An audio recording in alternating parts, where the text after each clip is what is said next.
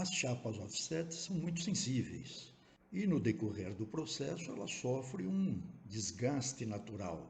Cada tipo de chapa tem uma certa durabilidade, mas é normal que durante o processo, em função dos atritos, em função da abrasividade do papel, abrasividade da tinta, o contato com a blanqueta, com a rolaria, provável deslizamento entre as superfícies.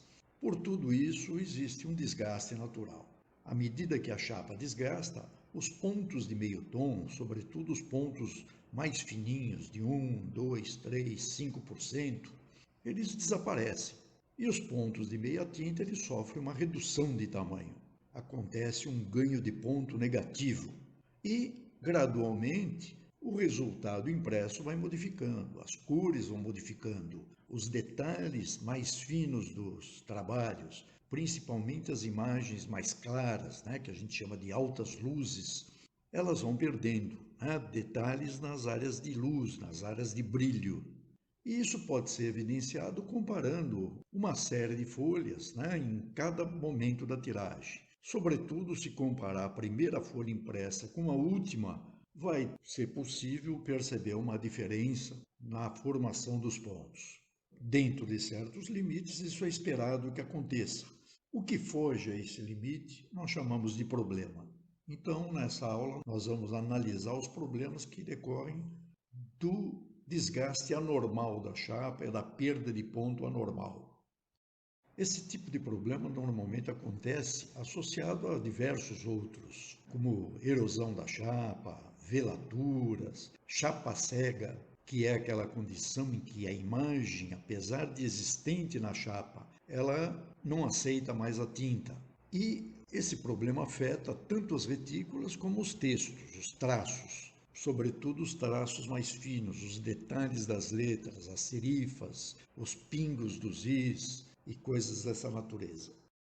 Uma das causas mais frequentes de desgaste da chapa é a condição de excesso de pressão dos rolos entintadores e molhadores sobre a chapa. Dependendo do estado de regulagem, esses rolos giram em falso, uma vez que eles não são engrenados, e produzem um atrito. Entre o rolo e a chapa existe tinta, existe poeira de papel, e se esses materiais tiverem uma abrasividade elevada, eles vão causar desgaste em pouco tempo.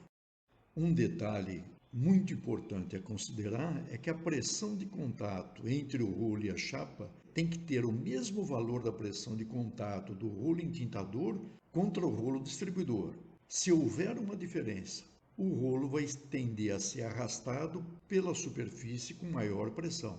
Então, se a maior pressão do rolo entintador for contra o rolo distribuidor, ele vai deslizar sobre a chapa. Esse deslizamento vai causar problemas.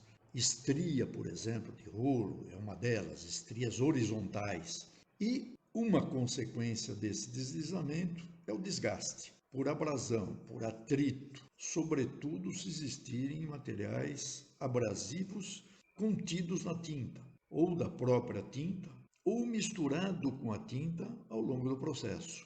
Poeira, pó do papel, partículas provenientes da camada do papel, por exemplo.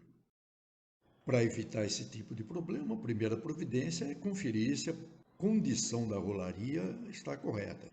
A dureza dos rolos, o estado de vidrado, a condição de empenamento, o diâmetro dos rolos e, óbvio, a pressão de contato com as superfícies, tanto da chapa quanto do rolo distribuidor mais próximo. Isso pode ser conferido com um instrumento simples, de fácil acesso, de baixo custo, um durômetro para medir a dureza do rolo, um paquímetro para medir o diâmetro, um medidor de pressão, um sensor de pressão ou um dinamômetro para conferir a pressão de contato entre as superfícies. Ou, se não existirem esses instrumentos, verificar a pressão do rolo pelo método das listras, das faixas, das estrias, conferindo com um gabarito de maneira a garantir a precisão.